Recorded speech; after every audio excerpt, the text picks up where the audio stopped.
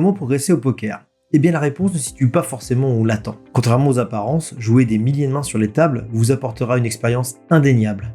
Mais les plus gros progrès que vous réaliserez seront issus du travail hors table. Dans cette nouvelle vidéo, nous allons voir une des méthodes qui vous permettra d'augmenter votre niveau de jeu d'une manière significative. Allez, c'est parti!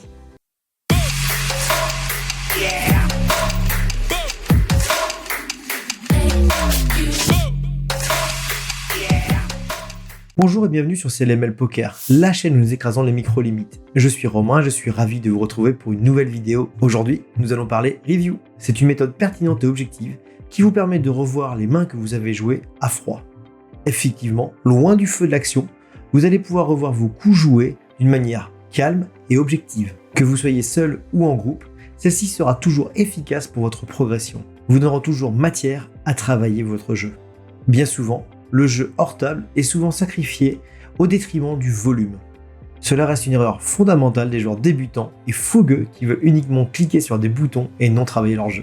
Trouver un juste équilibre à ces travaux sera donc un point clé et un game changer dans votre progression. Nous allons nous concentrer aujourd'hui sur un des outils fondamentaux du travail hors table, la review. Pour vous montrer comment aborder celle-ci, j'ai choisi de faire la review d'un joueur de NL5 et vous la partager. Nous allons échanger ensemble avec Jérémy sur son faking process et les plays qu'il a effectués. Il a gentiment voulu enregistrer et partager ce contenu avec vous et je l'en remercie. Je vous propose donc notre review commune. Les erreurs faites souvent à ses limites sont les mêmes pour de nombreux joueurs. Je pense que partager ce faking process avec vous sera très formateur. Plongeons-nous au cœur de l'action et je vous souhaite une très bonne review. Bon, je spoil, je connais l'action. Pourquoi tu check? Pourquoi je check? C'est une question. De la showdown value et que c'est pas non plus les notes, c'est que j'ai pas envie de trop rétrécir ça. Mais non, c'est idiot parce que je peux faire de la value sur plein de flush draw, sur des 6 éventuellement, sur des pocket pairs 7-7, 8-8, probablement même 2-2, 3-3, 4-4, 5-5 parce que c'est probablement un fiche. Donc non, j'aurais dû c-bet un tiers, y a pas de raison. Ok, on est d'accord là-dessus. De une, la value, tu la prends maintenant sur les flush draws, tu sais, c'est maintenant ou jamais, enfin, c'est flop et turn parce que voilà, il va les prendre. Bon, déjà, ce qu'il faut se dire, c'est que quand vilain check, il a pas de valet. Ça, c'est déjà, il n'y a pas de flush draw ou peu, normalement. Ah bon, ça, c'est passif en L5. Il a pas de valet sûr. Donc, du coup, tu as souvent la meilleure main, et puis c'est peut-être pas idiot d'aller chercher la deuxième paire moins bien kické ou la troisième paire, et du coup, on bet. Parce que là, tu penses qu'il va donc un valet? Il va c-bet, surtout, c'est lui qui a open. Ah, c'est lui qui a open? Ah, ouais. Pardon, je voyais dodo, mais oui, d'accord. Je pensais que j'avais, j'avais pas vu que j'étais en big blind. Oui, du coup, t'as défendu en fait. Et du coup, c'est vrai que c'est dommage de perdre de la value parce que plus tu sais, t'as des risques que le board va rendre dégueulasse en fait et tu pourras plus prendre de value. Donc c'est maintenant ou jamais. Et puis il y a ce concept de value protection en fait, tu sais, où quand tu sais bet, les overcards à ta main, ils ont 25% d'équité. Si on peut aussi le cut ça, on est content. Donc c'est un peu la value protection. Je bet pour value, je suis call, je suis content et puis ça s'arrête souvent là. Donc voilà. Bon, c'était la petite parenthèse, mais oublie pas. Souvent quand vilain check, il donne la fleur de sa main, il a pas de valet quoi, donc j'ai la meilleure main, je bet. Ok, ouais. Donc voilà pour le petit spot. Ok, j'ai pas vu du coup il a bet, il a fait son delay 6 bet et là pour le coup je le vois jamais sur un valet. Donc j'ai décidé de call. Tout à fait, de toute façon c'est ton jeu de call, en plus t'avais check, donc lui il peut te voir sur rien non plus au final. Je peux moi aussi être sur un tirage quand je fais ça. Ouais, carrément. Donc, il se dit que là le tirage a manqué, il a peut-être la meilleure main, il est possible qu'il m'envoie une deuxième mise que je vais coller. Table de auto c'est bête, on est d'accord, je me va. Vilain check, 5 et 6, ok. Tu vois, je suis sûr que là, quand tu bet flop, il te le call le 6 en vrai. Ouais. Voilà. Ça me paraît. Marrant, il laissait bet. Donc tu vois, lui, premier degré, t'as checké aussi, il s'est dit, il a pas de 9, pas de valet, je bet avec mon 6. C'est ça. C'était pas une très bonne idée, mais bon. Ok. Très intéressant, table 2, on va voir ce que Vilain fait. Alors, il a check. Ça, c'est pas une blanque, ça connecte des quintes. Je pense que j'ai dû faire du coup un petit 3 quarts pot en bluff. Enfin, c'est ce que je devrais faire normalement. Ouais, ça me va. Pourquoi 3 quarts pot? Alors, maintenant, c'est pas le tout de ce qu'il y a décrit et ce que je devrais faire, c'est pourquoi on pourrait faire ça. parce que je veux avoir un maximum de fold equity. Je suis très content de faire folder des 5, je suis très content de faire folder des 7-7, des assailles, ce genre de choses. J'ai pas mis 3 cartes, tu vois, donc là... En vrai, la line me plaît mieux. Moi, j'aurais checké, parce que j'ai pas de FE, d'accord. En fait, finalement, je sais que sur le 6, je fais rien fold de moins bien, et du coup, ça m'intéresse pas. Et j'aurais bluff. S'il avait checké, j'aurais bluff. D'accord, de river par contre. Et là, dans cette situation-là, on va tout simplement fold, hein, aucun pote. C'est ce que j'ai fait. Yes. Bon, typiquement 5-7-2, ok, on s'est bet. Okay. Là, j'ai vu board low connecté, c'est bet un quart. Non, mais franchement, à partir du moment où tu fais pas punir que les vilains te check raise pas assez, go pour bet. Vu que c'est ce qui arrive jamais, c'est go. Et là, on a une super carte, on connaît la suite de la chanson. Typiquement, les bonnes, ces cartes, tu vois, parce que justement, là, si tu as double barrel, bon, en vrai, As-Dame, on peut quasiment se dire qu'on a de la showdown et aller showdown. Ouais. En vrai, de vrai, c'est toujours bien sur les coups, on s'en fout de bluffer As-Dame, même si c'est les raisons. Donc là, je pense que j'avais le choix entre check ou envoyer un overbet, quoi, en gros. Sauf que ce qu'il faut bien te dire, c'est que là, quand tu vois, c'est ce qu'on parle depuis tout à l'heure, arrivé sur ce roi, t'as aucune carte à la river qui te permet de 3 barrel bluff, en vrai, pour les carreaux éventuellement, avec ton blocker nuts. Mais tu sais que les cartes montantes, ça va être quasiment fini. Et du coup, là, c'est soit en bet une fois overbet, soit en check, quoi. Le size, il est unique, il est overbet, quoi. Optimiser la FE. J'aimerais devoir overbet. Je t'ai vu overbet. Et là, l'action est finie, en vrai. Hein. Une fois que t'es call, par contre, viens pris cette décision. Ouais, mais j'aurais un check back facile. Ouais. Et là, aucune raison de miser sur le roi. Ce serait la pire carte à bluffer, je pense. De toute façon, là, quand ils call un overbet, déjà, les mecs, quand ils voient un overbet, ils sont stressés de la vie. Et quand ils call, en vrai de vrai, il reste des flush draw éventuellement et tu les bats. Donc, t'as pas d'intérêt à bet. Et les pairs qui ont pris une décision de call vont toujours call. Donc, en fait, on peut pas rien faire. Et là, il me facilite la décision. Oh. Alors, on a un call le premier bet de vilain table 4 et vilain double barrel. Alors, il fait cher, mais j'ai quand même top pair, j'ai un tirage aussi au ESD. Ouais. Moi, je pense que c'est un call ici. Hein. J'ai top pair et j'ai encore beaucoup d'équité et j'ai des bloqueurs sur les flushs. Après, peut-être que je me trompe dans mon analyse, mais pour moi, j'ai la cote là. Hein. J'ai l'équité nécessaire. Là, on joue, notre dame, on sent qu'elle est vraiment border déjà. Enfin, si on joue que la top pair en elle-même, maintenant on cherche qu'on a à côté, on a quand même open ending. Et à partir de là, si on est capable de prendre de l'argent, on est good quoi. Et là, bon, on y est. Hein. C'est la meilleure et la mauvaise. Bah c'est ça. Je touche ma quinte, mais il y a la flèche. Alors après, c'est la backdoor, donc... je pense qu'on a mis de la value, là. Ah ouais, t'aurais bet river. Il y a un concept très important qu'il faut te dire en micro, c'est que quand je paye pour toucher, quand je touche, je bet. Et ici, tu vois, vilain, il va être flippé de la vie. C'est-à-dire qu'avec une dame, ici, tu vois, une dame fatiguée, un truc un peu... C'est pas sûr qu'il rebette parce qu'il voit la flush arriver, il a peur. Ouais.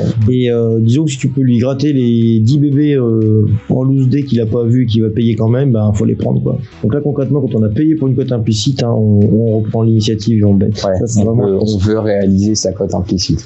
Là, ce qu'il y a, c'est que réaliser ta cote implicite pour pas la reprendre derrière parce que vilain va pas bête et vilain ne bluffe pas assez et du coup il va pas assez. C'est très passif. Hein. Le mec il a As-10, il va pas bête quoi. Tu vois, des mains que tu peux lui faire call quand même. Donc il serait moche quand même de pas le. Et puis t'as quand même quinte quoi. Et c'est important. Et je pense qu'ici il aurait bête bon. C6, là clairement tu vois. C6 il te call tous les jours quoi. Ah ouais, alors qu'il est battu par tous les 7, par tous les valets, par tous les trèfles. Tu penses qu'il est le mec il a sa valeur intrinsèque, c'est-à-dire qu'il a un brelan. Alors je te dis pas, hein, faut pas, tu lui mets pas pote, hein, mais tu lui mets un tiers. Le mec avec un tiers, il a brelan quand même. Pas de bête, tu vois. Typiquement la table 1, vilain open, check, j'ai As-10, moi j'auto-bet. Ouais, c'est ce que tu m'as dit tout à l'heure. Et là, en fait, ma réflexion, je pense à ce niveau-là, c'est j'ai SI, j'ai de la showdown value. Le problème de ça, merde, j'ai pas arrêté assez vite. Fais battre par 3-3. Non, mais c'est important parce que voilà, 3-3, 4-4, tu vois, c'est As-As, quand t'as un joueur créatif en big blind, en loose day, je lui mets 3,5. Ouais, si, j'ai vu, tu t'avais dit que tu pouvais size up un peu, que les mecs s'en foutaient. Ça veut dire que le pot est un peu plus gros pré-flop, un peu plus gros flop, un peu plus gros turn, mais j'aurais tout mis river. Pareil, même erreur en table 3, tu vois, là t'as As-Valet, c'est un fiche. Ici, moi je size up. Au lieu de faire un tir, je fais mi-pot.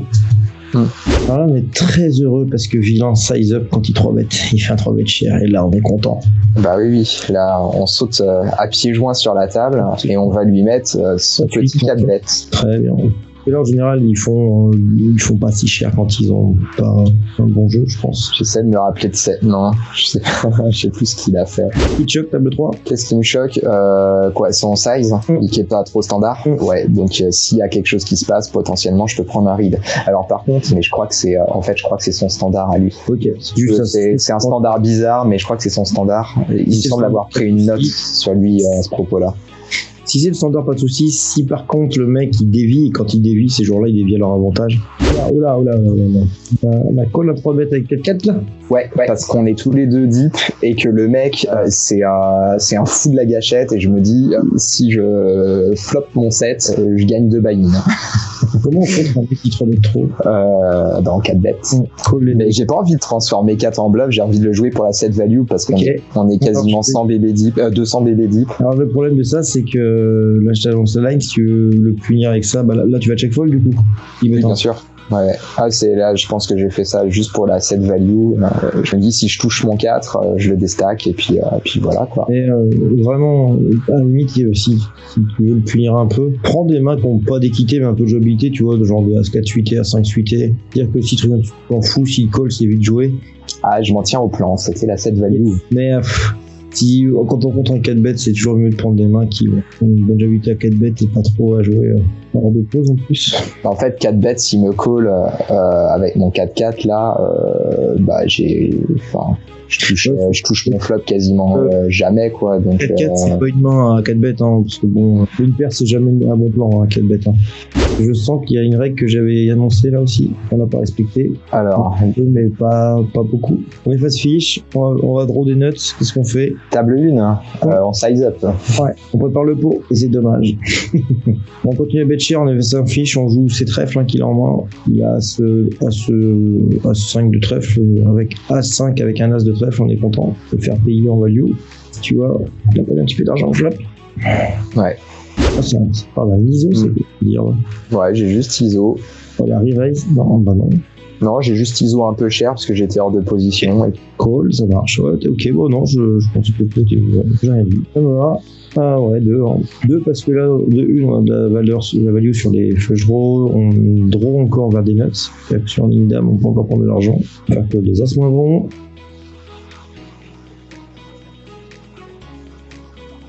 Ouais, là, je pensais que je pouvais aussi faire call des rois, des machins comme ça. Ouais.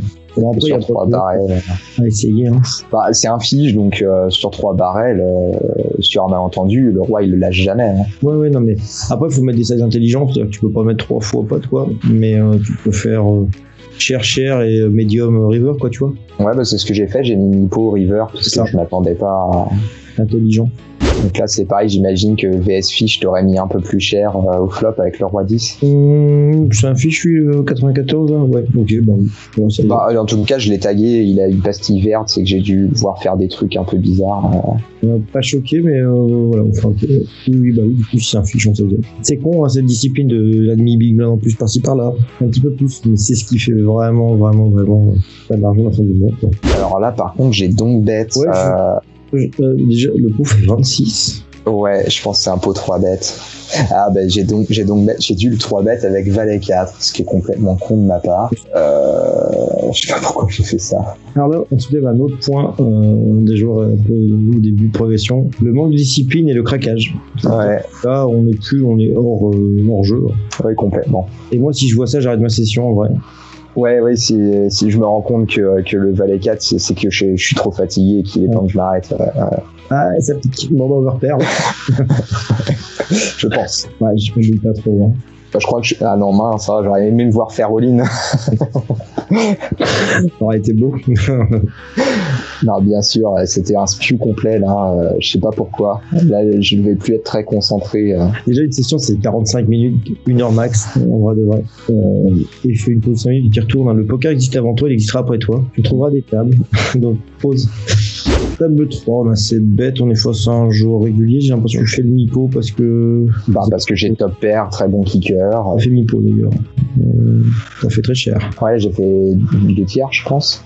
Ouais. Bah là, je suis en pure value, selon moi. C'est pour ça que j'ai fait ça. Ouais. Ce qu'il faut bien se dire, par contre, c'est que quand on est call 2 fois avec des gros sizes, river, la value, elle devient très simple. C'est ça qu'il faut être cohérent. Je suis tout à fait d'accord avec ton play, là. Par contre, river, on devient très bancal quand on est call. Ouais. Alors, en fait, le pot est 3 bêtes, donc je suis pas convaincu qu'il colle beaucoup de roi-valet dans ce spot-là. Il a plus souvent des valets-valets, des rois-rois, des dames-dames qui viennent de me passer devant, mais il y en a pas des masses, puisque j'ai une dame. Ce qu'il faut se dire quand même, c'est que maintenant, qu'est-ce qui te call là, si tu bêtes en vrai? Non, tu sais, si tu mets. As-roi peut continuer à me call. Ouais. Bah, puis c'est tout. Bah, sinon que des mains qui me battent. Donc ça veut dire quoi? Ou alors, sauf si la call à casse 10. Voilà, évidemment, ça pourrait aussi. Ouais. Donc, dans les très très bas de sa range. Ça veut dire quoi pour l'instant? Ça veut dire que j'ai un check back en réalité. Pas forcément. Non. Bah oui, un check back oui, mais sinon, bah on va faire une mise toute petite. On value sin. Là, tu mets 10 bébés. Et tu values ce qui reste. Vraiment, tu vois. Et en plus, ce qui est génial, c'est quand t'as mis 10 bébés et que le mec est dans toi, il te raise. La game est finie. Et ne crois pas que tu fais exploiter, c'est pas vrai. S'il te raise, il a mieux. Mais parce qu'en vrai, quand on réfléchit, bah, quand on décortique la range, il n'y a pas tant de monde qui call maintenant, River, quand t'as mis un gros size turn. Alors je sais, on peut all-in parce que voilà. J'ai gagné contre As-Roi et As-10. Bah là, en fait, ouais, quand ça tank, il a un As, quoi. Table 1, j'ai pas trop vu. Donc t'as open tes calls. Ça c'est bête un tiers range, j'ai vu. Ça me va, hein. Au micro, ça me va. Ouais, puis j'ai des backdoors, j'ai un. Ouais, bah là, t'as pas mal de. Et puis en fait, ce qui est génial, ce qu'il faut se dire, c'est que de une, si t'es pas check raise, bah t'es heureux, tu peux continuer à agresser. Et là, t'as énormément de cartes contentes qui vont te donner de l'EFE, quoi. Et qui vont plus te donner de l'équité. Oui, c'est vrai que je peux bet sur tous les 10, les dames, les rois, évidemment les valets, les as en value. Mais là, je suis check raise et j'ai call. C'était peut-être pas le bon plan. Une explication. L'explication, c'est que je me suis dit 2 overcards, j'ai backdoor trèfle. Ouais, si je touche mon as, mon valet, potentiellement je suis pas mal, mais. Ce qui m'emmerde là-dedans, c'est que les positions relatives sont mauvaises. C'est-à-dire que là, c'est vraiment UTG VSBB. C'est une des parties du spectre où les ranges sont les plus strong. Et donc, les check raise ici sont très strong, du coup. Là, en plus, on perd pas mal les 8-8, 4-4, 7-7, quoi, là. Mais je t'avoue que je suis pas serein quand je call là. Tu sais, 4 formats, tu enlèves des mains à bloc, du coup. Ouais, non, mais c'est vrai que c'est pas. Tu sais, le check raise, sauf read sur le vilain, c'est pas une bonne idée. Il n'y a pas de honte à les overfold, les check raise en vrai. Hein. Ouais. Il fait pas beaucoup exploiter. Et là, il met 3 quarts, quoi. 3 quarts, ouais. Et on a 3 bêtes avec Asvel et suité. Bon, ben, on va ces bêtes. Voilà. Et une fois n'est pas coutume, je me retrouve dans un pot OOP avec une main qui paraît bonne. Voilà, on a décision. Là, sur un pic, j'ai 2 barrels. Yes.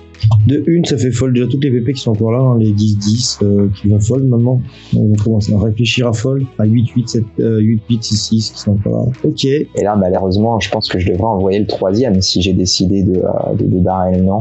Non. J'ai de la showdown value, mais il risque de prendre le check pour ce que c'est-à-dire une main bof, et puis m'envoyer un parpaing, quoi. Non, ce qu'il y a, c'est que quand t'as fait ton 2 barrels, bah t'as fait le job, t'as fait fold tout ce que t'avais à faire fold. Et je pense que pour toi, quand il call, il est strong en vrai ici. Et je pense que t'as aucun intérêt à bet ici, vraiment en bluff. Enfin, surtout avec cette main où t'as quand même un backdoor. Enfin, tu bloques de flush draw en plus. Des mains qui vont tout fold. Enfin, non, là, franchement, c'est un give up, je pense. Ok. Et c'est pas une bonne combinaison en bluff. Les bords pairés non, oui, c'est vrai. Et puis, je bloque pas mal de tirages, comme tu dis. Ouais, et puis les bords pairés, en fait, ils fold rien, les mecs. Quand il y a une doublante, il a une paire, il la fold jamais parce que ça fait 2 paires. Hein. Et t'as bien fait de pas bluff. Non, tu vois, le 2 barrel, il est très puissant. Mais par contre, quand t'es call, c'est fini, quoi. Enfin, c'est souvent le cas. Hein.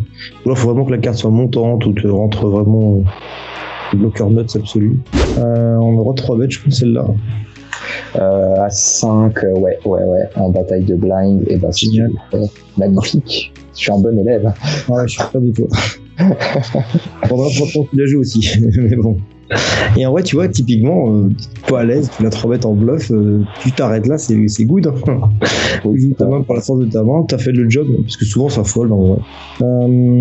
Check call, ouais, ça me va. Check raise, pas aussi. Check raise l'as valet. Ouais, pour punir l'auto-c-bet. Ouais, bah oui. Hein. Ouais. Avec une main qui est digne de ce nom. Hein. Ok, bon, call. Ce qu'on fait. Bah là, je dois donc. Hein. Ouais. Mais je pense que j'ai laissé bluff induce. Bien joué. Bon, tu vas te coucher, par contre, là, je chipote. C'est important parce que, alors oui, on lui enlève les nombres de fois où il peut bluff, mais c'est vraiment pas une combinaison qui va bluff beaucoup, là, celle-ci. Check raise aurait pu marcher, mais faut être sûr qu'il bête. Cette session, elle était pas très bonne, hein. Je crois qu'elle a été archi perdante. Hein.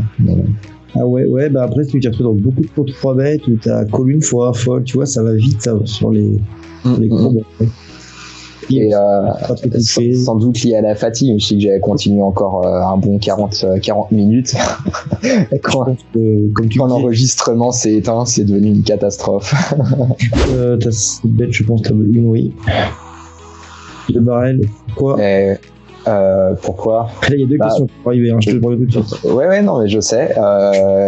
J'aurais pas dû. La réponse, c'est pas pourquoi, c'est j'aurais pas dû. Alors, je peux comprendre des raisons de barrel. Bah, en fait, c'est transformé As-Dame en bluff, alors que j'ai de la showdown value, quoi. Ça me choque pas, c'est toujours pareil. Alors, oui, un peu plus haut, on peut se dire que c'est ok. Moi, j'aime bien en me disant que s'il y a 6-6, 5-5 qui est là, je les fais fold, je suis content. Donc, ouais. Ouais, mais ça fait assez peu de combos, quoi, hein, au final. Surtout, ouais, enfin, si ce mec-là, il peut avoir des 6-6, des 5-5. Alors, je t'avoue que s'il y a 5 combos, c'est 5 combos que je peux lui enlever et gagner encore de l'argent. Et par contre, pas ce size-là, quoi. À le Mipo, c'est le mi-fig mi-goyave. Et un truc, je te dis, c'est une chance exacte. Vraiment, le mec, il sait pas trop comment jouer. Oh, ou bluff catch, là, il est chaud, celui-là. Pourquoi bluff catch là? Parce que je trouvais qu'il représentait rien, mais sur la doublette du 2 et tout, j'avais montré de la faiblesse en checkant river. Je me suis dit j'ai quand même un très bon as. Parfois il peut avoir envie justement avec SI de me faire folder des petites mains qui assumeraient pas 3 barrels. Alors je vais te faire une confidence, un tiers c'est toujours de la value sim. Donc là en vrai on est à un tiers, je les raise. Et je vais bluff catch à mi-pot 2 tiers plutôt. Parce que je trouve que c'est pas un size de bluff pour le coup, river. Ce sont toujours de la value sim en vrai, tu sais là c'est tout le temps un roi 8 par exemple. Mais tu vois c'est toujours la petite value sim où il va pas mettre énormément d'argent et j'aime bien les raise, en vrai ça marche bien. Que catch. Alors les catch avec Ace en micro, on y va doucement quand même. J'espère que ce partage vous aura apporté quelques pistes pour organiser au mieux vos reviews. N'hésitez pas à contacter et solliciter un joueur plus expérimenté pour vous aider dans vos reviews et ainsi faire évoluer votre ficking process. Cette introspection de votre jeu avec discernement et objectivité vous permettra de faire évoluer votre réflexion lorsque vous serez en direct sur vos tables. Gardez en tête que gagner au poker, c'est réalisable. Mais il faut des efforts constants et un travail régulier pour aboutir à cet objectif. L'aventure est souvent longue, mais elle en vaut la peine. Lorsque nous commençons à dégager quelques profits, aussi petits soient-ils, la saveur de la réussite ne peut être que plus belle. Je vous dis à très vite pour d'autres méthodes de travail, et d'ici là n'oubliez pas de vous abonner à la chaîne pour ne manquer aucune sortie de vidéo, et si ce contenu vous a plu, n'hésitez pas à nous poser un petit pouce bleu. Pour toute question, la partie commentaire est à votre disposition. Bon courage à vous tous sur les tables, un immense remerciement pour votre soutien, et je vous dis à très vite sur CLML Poker.